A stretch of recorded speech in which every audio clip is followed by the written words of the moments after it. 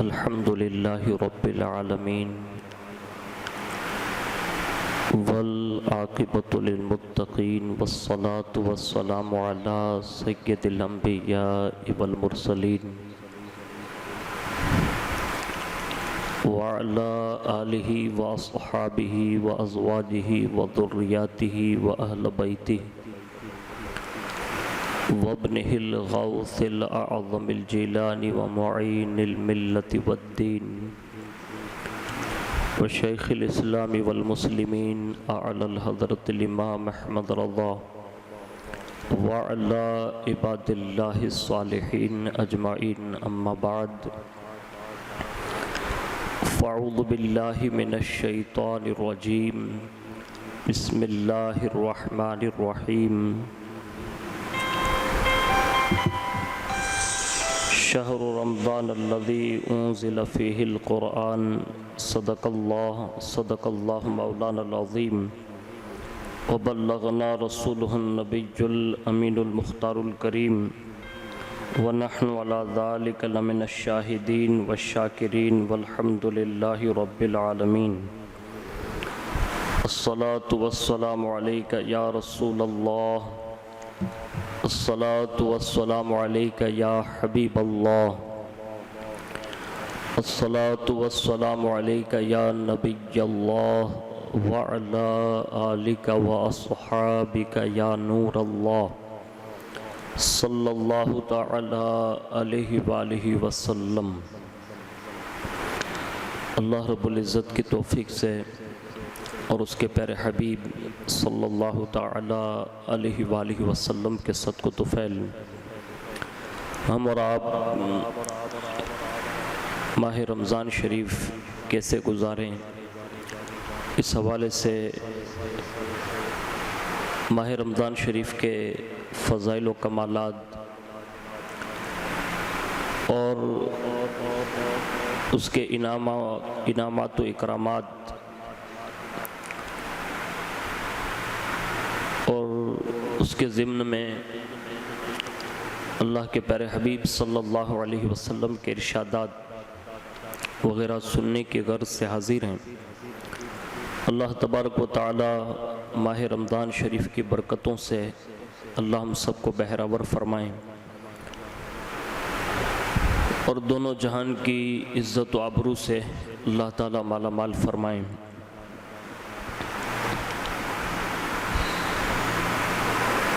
حدیث شریف میں ماہ رمضان شریف کے جو فضائل و کمالات موجود ہیں، جیسا کہ اللہ کے پیارے حبیب صلی اللہ تعالی علیہ وآلہ وسلم نے ارشاد فرمایا، اذا جاء رمضان فتحت ابواب الجنہ، یعنی جب رمضان شریف کا مہینہ آتا ہے تو جنت کے دروازے کھول دیے جاتے ہیں۔ دوسرے جگہ پر ارشاد فرمایا، اللہ تعالی رمضان شریف کی ہر شب کو بوقت افطار 1,00,000 دوزخیوں کو دوزخ سے آزاد فرماتا ہے، اور وہ دوزخی ایسے ہوتے ہیں کہ ان پر عذاب واجب ہو چکا ہوتا ہے۔ جب رمضان شریف کی آخری شب ہوتی ہے تو اس میں اتنی تعداد میں آزاد فرماتا ہے جتنی تعداد میں رمضان کی پہلی شب سے لے کر آخری تک آزاد کر چکا ہوتا ہے۔ سبحان اللہ وبحمدہ، سبحان اللہ العظیم وبحمدہ۔ حضرات، اس حدیث پاک سے ہمیں اور آپ کو ضرور یہ اندازہ ہوا ہوگا کہ رمضان شریف میں افطار کا وقت کتنا بہترین وقت ہوتا ہے، جس میں اللہ تعالیٰ اپنی شان اپنے ان بندوں کو دوزخ کے عذاب سے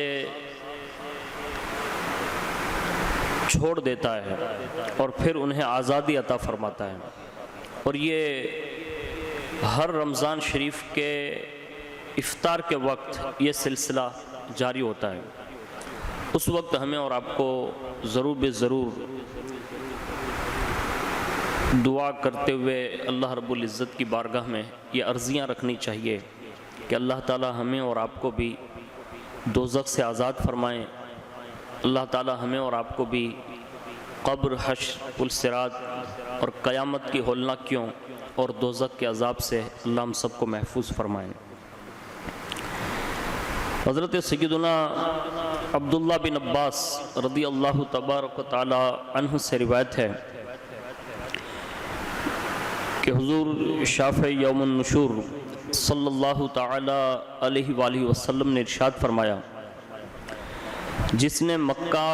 میں رمضان پایا اور روزہ رکھا اور رات میں جتنا ہو سکا قیام کیا، یعنی نوافل پڑھے، تو اللہ جل جلالہ اس کے لیے دوسری جگہ کی بنسبت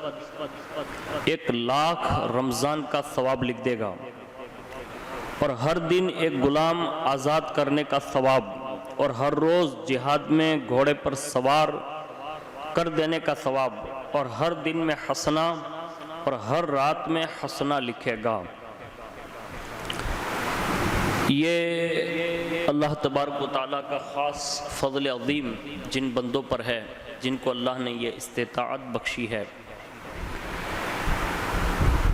تو وہ ماہ رمضان شریف مکہ شریف میں گزارتے بھی ہیں اور گزارنا بھی چاہیے، اور مدینہ شریف میں بھی ماہ رمضان گزارنے کی کوشش کرنی چاہیے۔ تو یہ اللہ کا خاص فضل ہے کہ اس رب کریم نے جس سے یہ استطاعت بخشی، تو یقیناً اللہ تعالیٰ اسے ان انعامات سے بھی سرفراز فرمائے گا، جیسا کہ رسول اللہ صلی اللہ علیہ وسلم نے ارشاد فرمایا کہ اگر کوئی ماہ رمضان شریف روزے کے ساتھ اور رات کے نوافل کے ساتھ اگر ماہ رمضان شریف مکہ شریف میں گزارتا ہے تو اللہ تعالیٰ اس سے یہ نعمتوں سے سرفراز فرماتا ہے۔ رمضان شریف کے فضائل و کمالات میں سے ایک یہ بھی ہے کہ حضرت ابو ہریرہ رضی اللہ تبارک و تعالیٰ عنہ ارشاد فرماتے ہیں کہ نبی کریم صلی اللہ علیہ وسلم نے ارشاد فرمایا، جب ماہ رمضان شریف آتا ہے تو آسمان کے دروازے کھول دیے جاتے ہیں، جہنم کے دروازے بند کر دیے جاتے ہیں، اور شیطانوں کو قید کر دیا جاتا ہے۔ حضرات، اس حدیث شریف سے یہ پتہ چلا کہ شیطانوں کو ماہ رمضان شریف میں قید کر دیا جاتا ہے۔ اس پر یہ سوال ہوتا ہے کبھی کبھی کہ جب شیطانوں کو قید کر دیا جاتا ہے تو پھر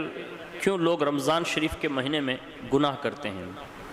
تو اس سوال کے متعدد جوابات دیے گئے ہیں۔ اول یہ کہ بڑے بڑے شیاطین کو قید کر دیا جاتا ہے اور چھوٹے چھوٹے شیطان کھلے پھرتے ہیں، جن کی وجہ سے لوگ گناہ کرتے ہیں۔ دوسری حدیث شریف میں ارشاد ہوا، صفدت مردت الشیاطین، سرکش اور بڑے بڑے شیاطین قید کر دیے جاتے ہیں۔ یہ الفاظ بھی حدیث پاک میں مروی ہیں۔ دوسرا جواب یہ دیا گیا کہ گمراہ کرنے والا ایک خارجی شیطان ہے اور ایک داخلی شیطان ہے، جس کو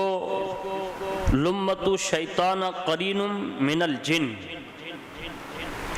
اور اردو میں ہمزاد کہتے ہیں۔ خارجی شیاطین کو قید کر دیا جاتا ہے، داخلی شیطان کو قید نہیں کیا جاتا ہے، جس کی وجہ سے لوگ گناہوں میں مبتلا ہو جاتے ہیں۔ تیسرا جواب کہ شیطان کے 11 ماہ بہکانے اور وساوس کا اثر اس قدر راسخ ہو جاتا ہے کہ اس کی 1 ماہ کی غیر حاضری سے کوئی فرق نہیں پڑتا، اور لوگ بدستور برائی اور گناہوں میں مبتلا رہتے ہیں الا ماشاءاللہ۔ چوتھا جواب، برائی میں مشغول لوگوں کو کم از کم اس ماہ میں تو یہ تسلیم کر لینا چاہیے کہ ان کی غلط کاریوں اور بے راہ رویوں میں شیطان کے وسوسے سے زیادہ خود ان کی ذات اور برے ارادوں کا دخل ہے، کیونکہ اس ماہ میں جب شیاطین مقید کر دیے جاتے ہیں اور وہ لوگ پھر بھی برائیوں اور برے کاموں سے باز نہیں آتے، حد تو یہ ہے کہ بعض جگہوں پر رات بھر جوئے، لہو و لعب کا بازار گرم ہوتا ہے، جیسے کہ رمضان اسی لیے آیا ہو معاذ اللہ رب العالمین، اور سحری کے فوراً بعد لوگ خواب غفلت کا شکار ہو کر نماز فجر کو چھوڑ کر سو جاتے ہیں، لہذا ان کی برائی اور برے کاموں کے وہ خود ذمہ دار ہوتے ہیں۔ تو ہمیں اور آپ کو اس حوالے سے خود احتساب کرنا چاہیے کہ جب شیطان کے حوالے سے یہ بات حدیث پاک میں مروی ہے، دوسرے بھی الفاظ مروی ہیں، پھر بھی اگر بندہ گناہ کرتا ہے، انسان گناہ کرتا ہے، تو یہ کہیں ایسا تو نہیں کہ وہ شیطانی وسوسوں کا اتنا شکار ہے اور شیطان اسے 11 ماہ تک کہیں اتنا تو نہیں بہکا دیتا کہ وہ ماہ رمضان شریف جیسے عظمت والے مہینے کی بھی وہ قدر نہیں کر پاتا۔ اور حدیث پاک میں ارشاد فرمایا کہ ماہ رمضان ایک ایسا مہینہ ہے جس کا اول رحمت ہے، اس کا درمیان میں بخشش ہے اور اس کے آخر میں آگ سے آزادی ہے۔ مذکورہ حدیث شریف میں رمضان شریف کی برکت اور بزرگی کا ذکر کیا گیا ہے، جس سے رمضان المبارک کی اہمیت اور فضیلت ظاہر ہوتی ہے۔ ماہ رمضان میں روزہ رکھنا، افطاری کرنا یا کروانا، قیام اللیل یعنی رات میں قیام کرنا، اور دن کے وقت بھوک پیاس اور صبر اور ضبط اور ہر بری چیز سے پرہیز کرنا، یہ تمام وہ افعال ہیں جو ہم گنہگار مسلمانوں کی بخشش اور نجات کا وسیلہ ہے۔ تو ہمیں رمضان شریف کے 3 عشرے کے متعلق اس میں اشارہ دیا گیا کہ پہلا جو ہے وہ 10 دن رحمت کے 10 دن ہیں، دوسرے 10 دن یہ بخشش کے ہیں، اور آخری جو 10 دن ہے وہ جہنم سے آزادی یعنی آگ سے آزادی کے دن ہیں۔ تو ان دنوں میں اس حوالے سے دعائیں بھی مروی ہیں، جیسا کہ اکثر آپ نے دیکھا ہوگا وہ رمضان شریف کے جو کارڈ نکلتے ہیں تو اس میں یہ دعائیں یہ منقول ہوتی ہے یا مرسوم ہوتی ہے، تو آپ ضرور ان دعاؤں کو بھی یاد کر کے کم از کم سحری کے وقت، افطاری کے وقت یا اور نمازوں کے وقت ان دعاؤں کو ضرور بے ضرور 3 مرتبہ تکرار کے ساتھ اللہ کی بارگاہ میں عرض کرنا چاہیے۔ اس کے سوا اگرچہ انسان کی حیات بے شمار مراحل سے گزر کر ارتقائی مراحل طے کرتی ہوئی اپنی انتہا کو پہنچتی ہے، لیکن حیات کے 3 دور قابل ذکر ہے۔ پہلا دور دنیا کی زندگی ہے جس کا تعلق روح اور جسم سے وابستہ ہے، اور زندگی کا یہ دور پیدائش سے لے کر موت تک ہے۔ اس دور میں ہر انسان اپنی روح اور جسم دونوں پر سکون طریقے سے مادی آسائش پہنچانا چاہتا ہے، اور وہ مصائب و آلام سے نجات چاہتا ہے۔ حیات کا دوسرا مرحلہ موت سے لے کر قیامت تک کا ہے، جسے عالم برزخ کہا جاتا ہے، اور زندگی کے اس مرحلے کی حقیقت اللہ تعالیٰ ہی کو معلوم ہے، سوائے اس کے جتنا علم اللہ تعالیٰ نے انسان کو دیا ہے صرف اسی حد تک انسان اس مرحلے کے بارے میں جانتا ہے۔ تیسرا مرحلہ قیامت کے بعد نہ ختم ہونے والی زندگی ہے۔ یہ زندگی حساب و کتاب کے بعد جزا کے طور پر جنت کی صورت میں یا سزا کے طور پر جہنم کی صورت میں ہوگی۔ روزہ ایک ایسی عبادت ہے کہ نبی کریم صلی اللہ علیہ وسلم کے ارشاد کے مطابق زندگی کے ان تمام مراحل میں کارآمد ثابت ہوتا ہے۔ رمضان کا پہلا عشرہ رحمت کا ہے، جو زندگی کے خصوصاً پہلے مرحلے میں اشد ضروری ہے۔ دوسرا عشرہ مغفرت کا ہے، جو زندگی کے دوسرے مرحلے کے لیے کارآمد ہے، اس کی وجہ سے قبر میں راحت ملے گی۔ اور تیسرا عشرہ جہنم سے آزادی کا ہے، جو زندگی کے تیسرے مرحلے میں کارآمد ہے۔ تو گویا جس نے رمضان شریف کے پورے مہینے کے روزے رکھے، اس سے زندگی کے تمام مراحل میں راحت و سکون میسر آئے گا۔ اللہ تعالی ہمیں اور آپ کو ان باتوں کو سمجھ کر اس پر عمل کی توفیق عطا فرمائیں۔ جو شخص ماہ رمضان شریف کا چاند دیکھ کر حمد و ثنا بجا لائے اور 7 مرتبہ سورہ فاتحہ پڑھ لے تو اس سے مہینہ بھر آنکھوں میں کسی قسم کی شکایت نہیں ہوگی۔ حضرت سیدنا علی المرتضیٰ رضی اللہ تبارک و تعالی عنہ سے مروی ہے کہ نبی کریم صلی اللہ علیہ وسلم نے ارشاد فرمایا جب تم مہینے کے آغاز پر چاند دیکھو تو یہ دعا پڑھ لیا کرو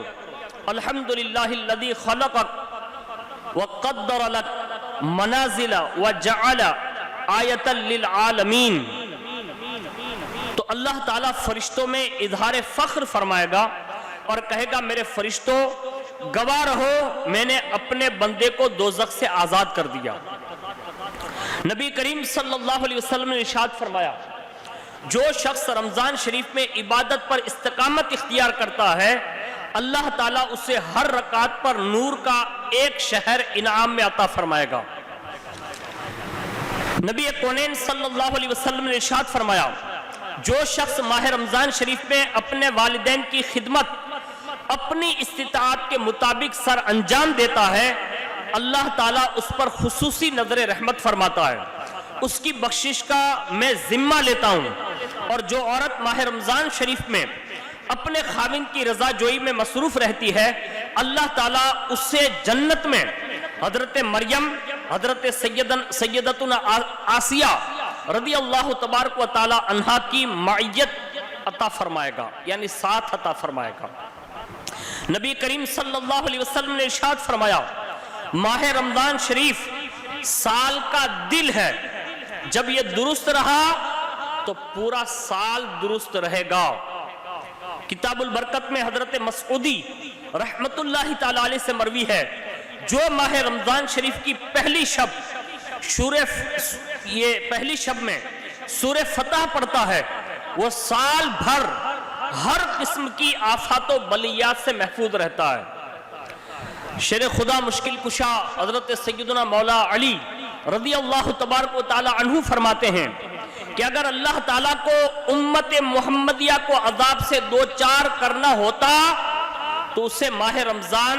اور سورہ اخلاص کبھی عطا نہ فرماتا۔ بعض بزرگان دین سے یہ بات منقول ہے کہ حضرت جبریل علیہ السلام آسمان والوں کے لیے امان ہے اور سید عالم صلی اللہ علیہ وسلم زمین والوں کے لیے، اور ماہ رمضان نبی کریم صلی اللہ علیہ وسلم کی امت کے لیے امان ہے۔ اور ماہ رمضان کا احترام کیسے کریں گے؟ اور اگر کوئی احترام کرے تو اس کا انعام کیا ملے گا؟ بخارا کے شہر میں ایک مجوسی آگ کی پوجا کرنے والے کا لڑکا مسلمانوں کے بازار میں رمضان کے مہینے میں کھانا کھا رہا تھا۔ یہ دیکھ کر اس کے باپ نے اپنے لڑکے کے منہ پر تماچا مارا اور سخت ناراض ہوا۔ لڑکے نے کہا ابا جان تم بھی تو رمضان شریف میں ہر روز دن کے وقت کھاتے رہتے ہو۔ باپ نے کہا واقعی روزہ نہیں رکھتا، کھانا بھی کھاتا ہوں مگر خفیہ طور پر گھر میں بیٹھ کر کھاتا ہوں، مسلمانوں کے سامنے نہیں کھاتا، اس ماہ مبارک کا احترام کرتا ہوں۔ کچھ عرصے کے بعد اس مجوسی کا انتقال ہو گیا تو بخارا کے کسی نیک آدمی نے اسے خواب میں دیکھا کہ وہ جنت میں ٹہل رہا ہے۔ انہوں نے مجوسی سے پوچھا تو جنت میں کیسے داخل ہو گیا؟ تو تو مجوسی تھا۔ اس نے کہا واقعی میں مجوسی تھا مگر موت کا وقت قریب آیا تو ماہ رمضان شریف کے احترام کرنے کی برکت سے اللہ تعالیٰ نے مجھے اسلام لانے کی توفیق عطا فرمائی اور میں مسلمان ہو کر مرا ہوں، اور یہ جنت جو ہے یہ صرف اور صرف رمضان کے احترام کرنے اور اسلام کی دولت ملنے پر اللہ تعالیٰ نے عطا فرمایا ہے۔ تو یہ واقعہ اور یہ حکایت ہمیں اور آپ کو ہر سال سنائی جاتی ہے۔ میں ان تمام دوست احباب کی خاص توجہ اس بات کی طرف مبذول کرانا چاہوں گا کہ اللہ کے لیے اگر آپ مسلمان ہیں تو کم از کم مسلمان ہونے کے ناطے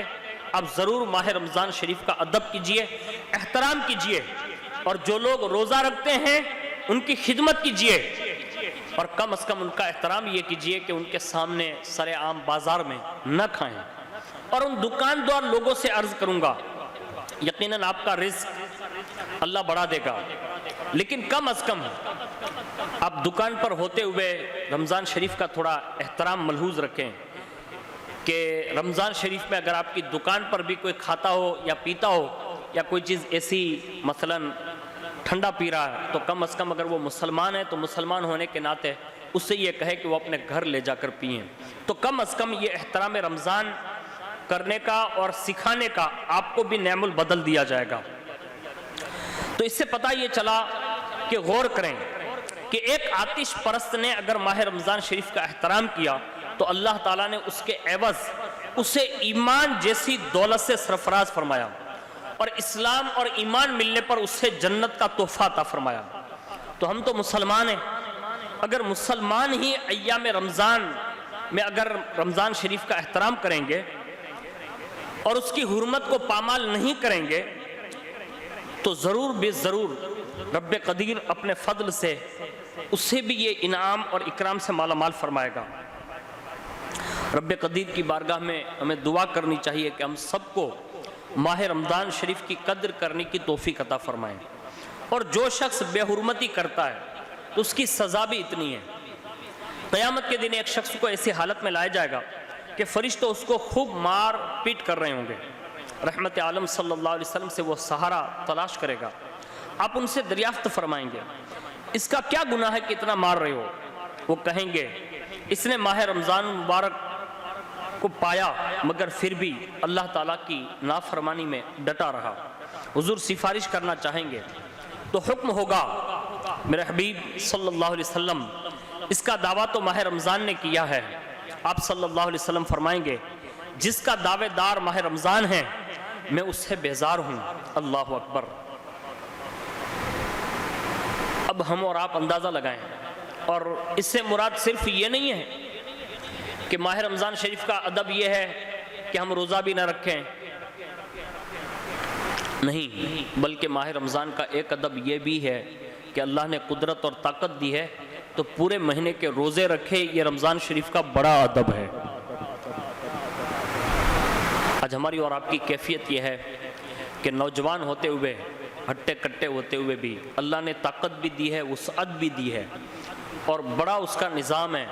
اور اس نے بندوں کی فطرت کے مطابق ہی عبادات جو ہے فرض فرمائی ہے۔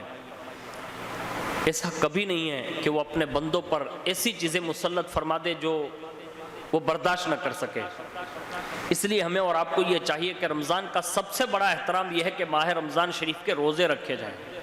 اس میں اپنے آپ کو گناہوں سے بچایا جائے، نیکیاں کی جائے، نیکیوں کی ترغیب دلا جائیں، اور اس میں سینکڑوں ایسے ابواب ہے جس میں ماہ رمضان شریف میں بندہ سینکڑوں نیکیاں کما سکتا ہے۔ تو ہمیں اور آپ کو ماہ رمضان شریف کا اس طرح سے انداز اپنانا چاہیے۔ اب سب سے پہلا معمول یہ بنائیں کہ ماہ رمضان شریف اس انداز میں گزاریں کہ سب سے پہلا معمول آپ کا یہ ہے کہ رمضان شریف کی آمد سے کئی ایام پہلے ہی اس کے پانے کی دعا کریں۔ جیسے کہ ابھی آپ بیان سن رہے ہیں، ہو سکتا ہے یہ رمضان شریف سے پہلے آپ تک پہنچے، تو آپ یہ دعا کریں، اور یہ دعا بھی کئی کتب میں وارد ہے کہ اللہ کے پیارے حبیب صلی اللہ علیہ وسلم جیسے رجب شریف کا چاند طلوع ہوتا تھا تو حضور یہ دعا کرتے تھے، یعنی رجب شریف سے ہی یہ دعا مانگتے تھے حضور، اللہم بارک لنا فی رجب و شعبان و بلغنا رمضان، اے اللہ ہمارے لیے رجب اور شعبان بابرکت بنا دے اور ہمیں رمضان شریف کا مہینہ نصیب فرما۔ ہو سکتا ہے یہ بیان سنتے سنتے آپ شعبان کے ایام گزار رہے ہو، یا بائی چانس رمضان شریف شروع بھی ہو چکا ہو، پھر بھی آپ یہ دعائیہ الفاظ دہرا لیں کہ اللہ تعالی ہمیں رمضان شریف کی دولت سے مالا مال فرمائے۔ اس لیے کہ کل کی گفتگو میں آپ نے سنا ہوگا کہ حضور نے فرمایا کہ میری امت کو پتہ چل جاتا تو یہ دعا کرتے کہ پورا سال رمضان رہے۔ ایک جملہ حضور مولا کائنات رضی اللہ تعالیٰ عنہ سے مروی جو آپ نے سنا کہ مولا کائنات رضی اللہ تعالیٰ عنہ فرماتے ہیں کہ اگر امت محمدیہ کو عذاب دینا ہوتا تو یہ ماہ مبارک ہی عطا نہ فرماتا۔ تو یہ ہمارے لیے، آپ کے لیے ماہ رمضان شریف کی ترغیبیں ہیں کہ ہمیں ماہ رمضان شریف کس انداز میں گزارنا چاہیے۔ جب رمضان شریف شروع ہو جائیں تو رحمت عالم صلی اللہ علیہ وسلم کی سنت مبارکہ کے مطابق اللہ تعالیٰ کی بارگاہ میں یہ دعا مخصوص کرتے رہیں، اور یوں عرض کرتے جیسا کہ حضور صلی اللہ علیہ وسلم نے عرض کیا ہے، اللہم سلمنی من رمضان وسلم رمضان لی وسلمہ منی، یا اللہ مجھے رمضان کے لیے سلامتی، صحت اور تندرستی عطا فرما، اور میرے لیے رمضان کے اول و آخر کو بادل وغیرہ سے محفوظ فرما اور مجھے اس میں اپنی نافرمانی سے محفوظ فرما، یہ دعا کریں۔ اور اس کے سوا جب رمضان شریف آتا تو اس خوف کے پیش نظر کہیں کسی مشکل کی وجہ سے اس میں حق عبودیت میں کمی نہ ہو جائیں، آپ کا رنگ مبارک جو ہے وہ فک پڑ جاتا۔ چنانچہ ام المؤمنین سیدہ عائشہ صدیقہ رضی اللہ تبارک و تعالی عنہا سے مروی ہے کہ رسول اللہ صلی اللہ علیہ وسلم کی یہ کیفیت تھی، اذا دخل رمضان تغیر لونہ، جب رمضان شریف کا مہینہ شروع ہو جاتا تو آپ کا رنگ جو ہے وہ فک پڑ جاتا۔ جب یہ مقدس اور مبارک ماہ اپنی رحمتوں کے ساتھ سایہ فگن ہوتا تو غمخار آقا، غمخار امت آقا صلی اللہ علیہ وسلم اپنے صحابہ کو اس کی آمد کی مبارکباد دیتے۔ چنانچہ امام احمد اور امام نسائی اور حضرت ابو ہریرہ رضی اللہ تعالیٰ عنہ سے آپ کا مبارک معمول ان الفاظ میں نقل کیا ہے، کان النبی صلی اللہ علیہ وسلم یبشر اصحابہ یقول جاءکم شہر رمضان شہر مبارکہ کتب اللہ علیکم صیامہ تفتح فیہ ابواب الجنان وتغلق فیہ ابواب الجحیم وتغلق فیہ الشیاطین فیہ لیلۃ خیر من الف شہر من حرم خیرہا فقد حرم۔ نبی کریم صلی اللہ علیہ وسلم اپنے صحابہ کو یہ کہتے اور مبارکباد دیتے کہ تم پر رمضان کا مہینہ جلوہ فگن ہوا ہے، نہایت بابرکت ہے، اس کے روزے تم پر اللہ تعالیٰ نے فرض فرمائے ہیں، اس میں جنت کے دروازے کھول دیے جاتے ہیں، رمضان میں دوزخ کے دروازے بند کر دیے جاتے ہیں، شیاطین کو باندھ دیا جاتا ہے، اس میں ایک رات ہے جو 1000 مہینوں سے افضل ہے، جو اس سے محروم ہو گیا تو وہ محروم ہی رہے گا۔ امام جلال الدین سیوطی رحمت اللہ تعالی علیہ کہتے ہیں کہ مسئلہ مبارکباد کے لیے کہ یہ حدیث بنیاد ہے، ھذا الحدیث اصل فی تہنیت شہر رمضان، رمضان شریف کی مبارکباد پیش کرنے پر یہ حدیث اصل ہے۔ ماہ مومن کے لیے کیوں مبارکباد کا سبب نہ ہوگا، جس میں جنت کے دروازے کھول دیے جائیں، شیطان پر پابندیاں لگا دی جائیں اور دوزخ کے دروازے بند کر دیے جائیں۔ لہٰذا ہمیں بھی ادائے سنت کی نیت سے ہمیں تمام اہل سنت والجماعت کے مؤمنین اور مسلمین کو اور دوست احباب کو اس کی مبارکباد پیش کرنا چاہیے، اور رمضان المبارک کو خوش آمدید بھی کہنا چاہیے۔ صحابہ کو مبارکباد اور ان پر اس کی اہمیت واضح کرنے کے ساتھ رمضان المبارک کو خوش آمدید فرماتے کنز العمال میں اور مجمع الزوائد میں ہیں۔ آپ فرماتے اتاکم رمضان سید الشہور مرحبا و اہلا، لوگوں تمہارے پاس رمضان تمام مہینوں کا سردار آ گیا، ہم اسے خوش آمدید کہتے ہیں۔ اس کے سوا اللہ کے پیارے حبیب صلی اللہ علیہ وسلم نے آمد رمضان پر خطبہ ارشاد فرمایا، اور جس دن رمضان مبارک کا چال طلوع ہونے کی امید ہوتی اور شعبان کا آخری دن ہوتا تو آپ مسجد شریف میں یعنی مسجد نبوی میں صحابہ کرام کو جمع فرما کر خطبہ ارشاد فرماتے، جس میں رمضان مبارک کے فضائل، کمالات، وظائف، اہمیت کو اجاگر کرتے تاکہ اس کے شب و روز سے خوب فائدہ اٹھایا جائے، اس میں غفلت ہرگز نہ کی جائے، اس کے ایک ایک لمحے کو غنیمت جانا جائے۔ حضرت ابو ہریرہ رضی اللہ تعالیٰ عنہ نے آپ کے اس اہم معمول کو اپنے ان الفاظ میں بیان کیا ہے، لما حضر رمضان قال رسول اللہ صلی اللہ علیہ وسلم قد جاءکم رمضان شہر مبارکہ، جب رمضان شریف کا ماہ آتا تو آپ فرمایا کرتے تمہارے پاس ایک مقدس ماہ کی آمد ہو گئی ہے۔ کتب احادیث میں رمضان المبارک کی آمد کے موقع پر رسول اللہ صلی اللہ علیہ وسلم کے فرمودہ خطبہ کی تفصیل بھی ملتی ہے، جس کا ترجمہ کچھ یوں ہے۔ حضرت سلمان فارسی رضی اللہ تعالی عنہ ارشاد فرماتے ہیں کہ نبی کریم صلی اللہ علیہ وسلم نے ہم کو شعبان کے آخری دن خطبہ ارشاد فرمایا اور فرمایا اے لوگو، ایک بہت ہی مبارک ماہ تم پر سایہ فگن ہونے والا ہے، اس میں ایک رات ایسی ہے جو 1000 مہینوں سے بہتر ہے، اللہ تعالیٰ نے اس کے روزوں کو فرض اور رات کے قیام کو نفل قرار دیا ہے۔ جو شخص کسی نیکی کے ساتھ اللہ تعالیٰ کی طرف قرب چاہے اس کو اس قدر ثواب ہوتا ہے گویا کہ اس نے دوسرے مہینوں میں فرض ادا کیا. جس نے ماہ رمضان میں فرض ادا کیا اس کا ثواب اس قدر ہے گویا کہ اس نے رمضان شریف کے علاوہ دوسرے مہینوں میں 70 فرض ادا کیے. وہ صبر کا مہینہ ہے, صبر کا ثواب جنت ہے, وہ لوگوں کے ساتھ غمخواری کا مہینہ ہے. اس مہینے میں مومن کا رزق بڑھا دیا جاتا ہے. جو اس میں کسی روزے دار کو افطار کرائے اس کے گناہ معاف کر دیے جاتے ہیں, اس کی گردن آگ سے آزاد کر دی جاتی ہے, اس کو بھی اسی قدر ثواب ملتا ہے. اس کے روزے دار کے ثواب میں کچھ کمی نہیں آتی. اس پر صحابہ نے عرض کیا کہ اللہ کے رسول صلی اللہ علیہ وسلم, ہم میں سے ہر شخص میں یہ طاقت کہاں کہ روزے دار کو سیر کرائیں. اس پر آپ نے فرمایا یہ ثواب تو اسے بھی عطا کیا جائے گا جو ایک کھجور, ایک گھونٹ پانی یا ایک گھونٹ دودھ پلا دے. جس نے کسی روزے دار کو افطاری کے وقت پانی پلایا, اللہ تعالیٰ روز قیامت میرے حوضے کوثر سے اسے وہ پانی پلائے گا جس کے بعد دخول جنت تک پیاس نہیں لگے گی. یہ ایسا مہینہ ہے جس کا اول رحمت ہے, اس کے درمیان بخشش ہے اور اس کے آخر میں آگ سے آزادی ہے. جو شخص اس میں اپنے غلام نوکر پر بوجھ ہلکا کرے اللہ تعالیٰ اس کو بھی بخش دیتا ہے اور آگ سے آزاد فرما دیتا ہے. تو یہ ماہ رمضان شریف کے حوالے سے حضور صلی اللہ علیہ وسلم نے جو خطبہ ارشاد فرمایا, ماہ رمضان کی ترغیب دلائی. ہمیں اور آپ کو بھی چاہیے کہ یہ سننے کے بعد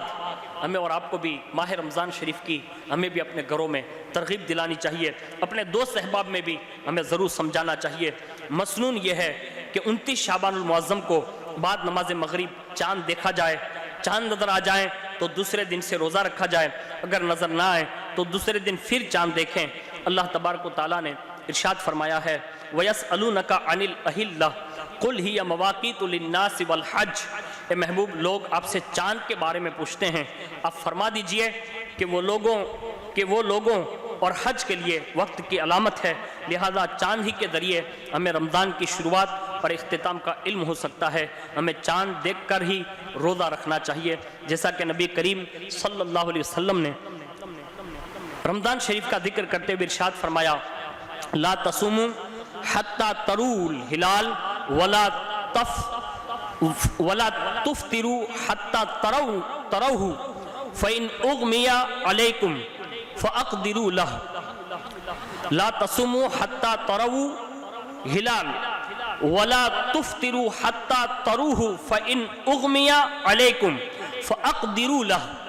چاند دیکھ کر روزہ رکھو, چاند دیکھ کر افطار کرو, اگر چاند نظر نہ آئے تو 30 پورے کرو. چاند نظر آ جائے تو یہ دعا پڑھیں اللہ اکبر اللہم اہلہ علینا بالامن والایمان والسلامت والاسلام والتوفیق لما تحب وترضى ربی وربک اللہ.